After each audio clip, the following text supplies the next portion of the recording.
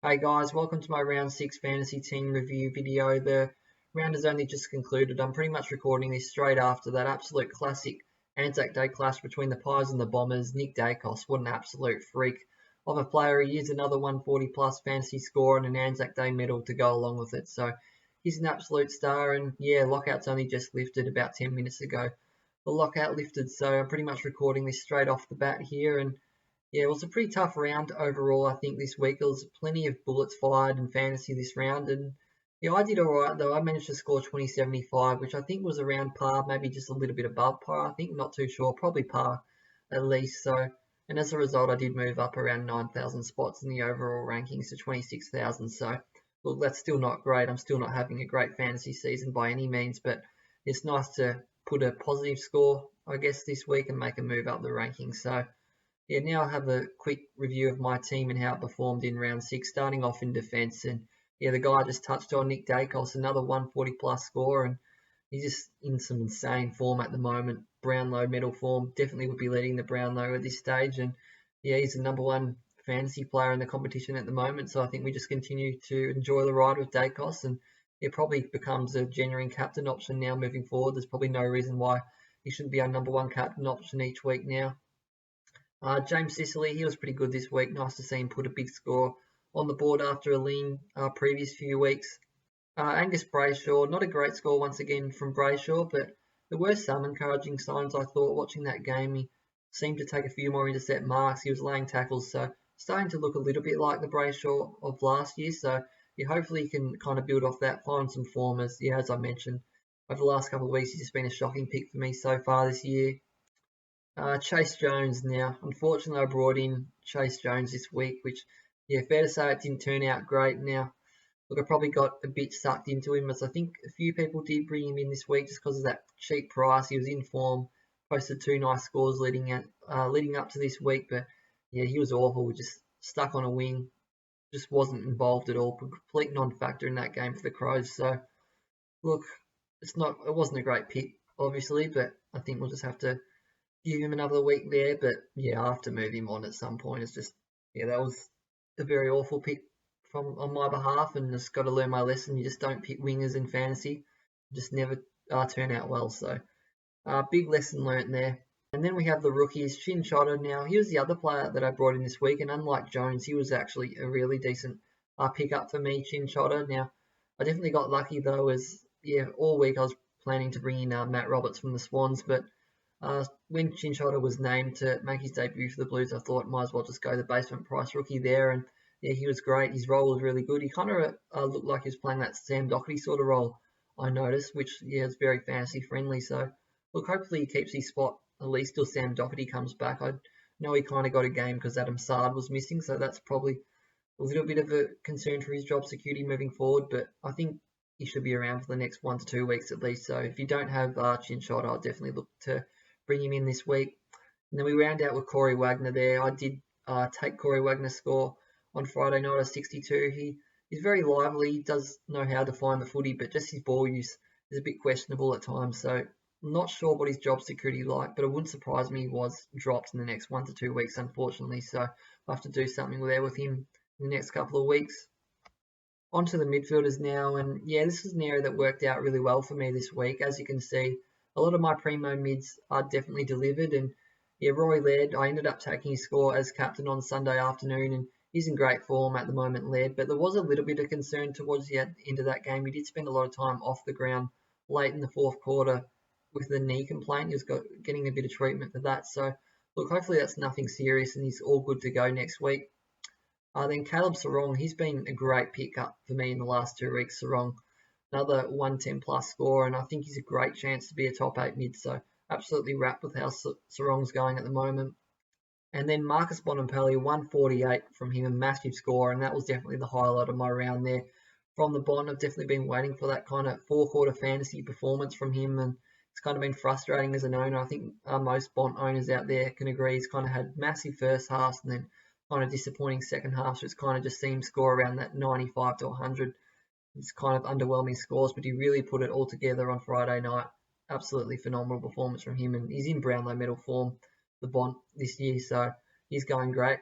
Someone who isn't going well though at the moment is Luke Davies-Uniacke. Now, I'm pretty concerned to be honest about LDU as ever since he missed that Hawthorn game in round 2 with that kind of calf concern, he just hasn't looked like that same player that we saw in the opening 2 rounds. So look, he's also been spending a lot of time on the bench, particularly this week against the Suns. Just almost twice a quarter he was on the bench there, so that's not great signs there, and kind of leads me to think he probably hasn't fully recovered from that calf injury. He's probably very sore. So look, hopefully he continues to play as definitely going to be keeping him, but I'm a little bit worried as I'm not too sure if he's going to kind of push that 105 to 110, which he definitely looked like he was after his opening 2 rounds. So jury's out on LDU there.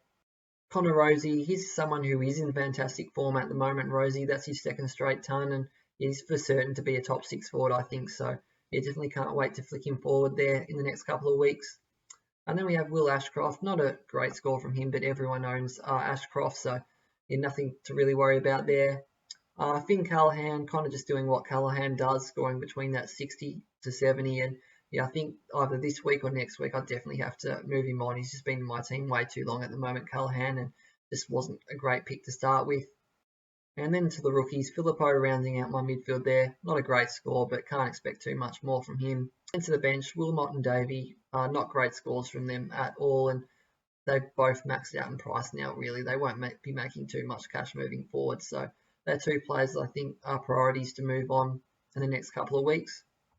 Now onto the rucks. Rowan Marshall, he was great once again. And I think Friday night against Port Adelaide is going to be a fantastic vice-captain option. So make sure you chuck that VC on him on Friday night against Port Adelaide. He'll go massive there. And then we had Jared Witts there returning from his kind of 2-week back injury there. So that was much needed for my team. It was definitely painful holding on to him the last 2 weeks and fielding Ned Moyle. But he was all right actually. I think they were managing his game time. His game time was really low, under 70% or something like that. So to score 83 was a pretty good effort there. So look, I'm very happy to have Witts back there. And lastly to the forwards, Tim Taranto, he was fantastic and hasn't gone below 100 this year, so he's definitely thriving at the Tigers there. And we're very lucky. This will be the last season I think we'll have him as a forward, that's for sure. Josh Dunkley, Errol Gordon, they were kind of a little bit plain, I guess.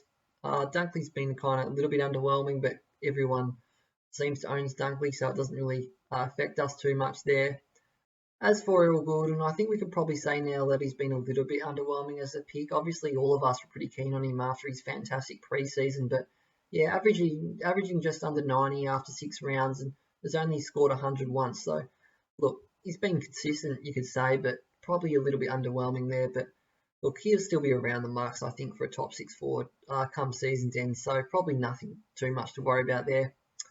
And then Harry Sheezel, disappointing score this week from Sheezel, kind of the first disappointing sort of performance. He was kind of tagged, thrown forward, so it's kind of nothing really went right for him in that game. And he is a bit sore. It's been well noted that he's carrying some sort of niggle. So look, I wouldn't be surprised, unfortunately, if he was rested at some point. But regardless, I think we definitely hold on to him if he plays or not. Jack Zeeble, very good once again. He's very consistent, very happy with him and playing that nice fantasy-friendly roll down back.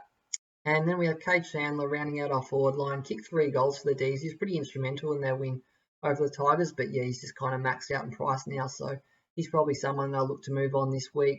And then to the bench there, Luke Pedler, he's been a really nice rookie pick for us, so he'll make some more cash moving forward, so no need to get rid of him just yet. So as for the trades I'm looking to make heading into round 7, lockout's only literally just lifted, so I've only come up with these trades quickly, but ultimately what I'll be looking to do this week is that traditional 1 down, 1 up sort of upgrade with 2 rookies. I've got the cash in the bank to do so, and a lot of rookies I have now are kind of maxed out in price, so it's time to move them on. So I think most people will be in that position this week to go that 1 down, 1 up sort of trading this week. And so what I've landed on is Darcy Wilmot to Will Gould. Hopefully Will Gould plays for the Swans this week. Their defence is kind of depleted at the moment, so I reckon he'll get a game there. And then what I look to do with that cash is upgrade someone like Cade Chandler and bring in a premium midfielder. At this stage I've landed on Noah Anderson.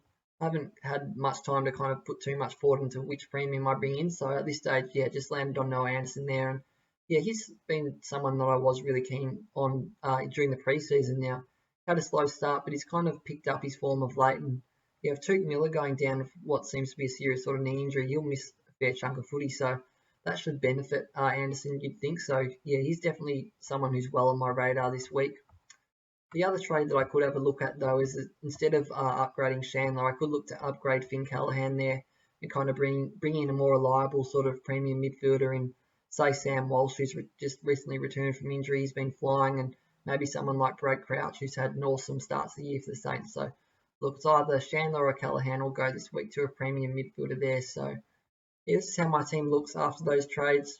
Pretty good there. I only got those 5 rookies on field if you include Sheasel and Ashcroft. So the team's starting to head in the right direction. So hopefully I can kind of build on a nice week this week. So yeah, that's all for today's video, guys. Thanks for watching. And yeah, if you'd like to leave any comments, any trade ideas you have, I'm happy to give a second opinion on them as always. And yeah, see you all next week after round 7.